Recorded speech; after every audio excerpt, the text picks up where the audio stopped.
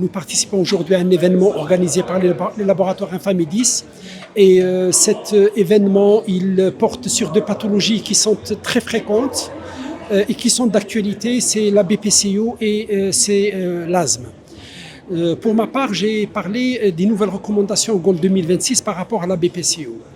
Dans le GOLD de 2026, ce n'est pas qu'une simple mise à jour, c'est complètement une révision conceptuelle de cette maladie. Dans ce GOLD 2026, nous avons vu qu'il y a des chapitres qui ont été carrément réécrits et puis un autre chapitre qui a été instauré.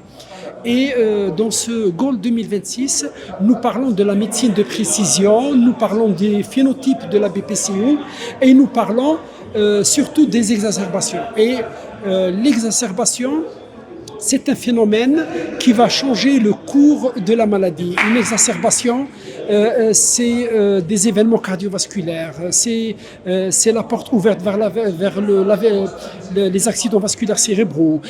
Une exacerbation, c'est toujours un déclin très accéléré de la fonction respiratoire.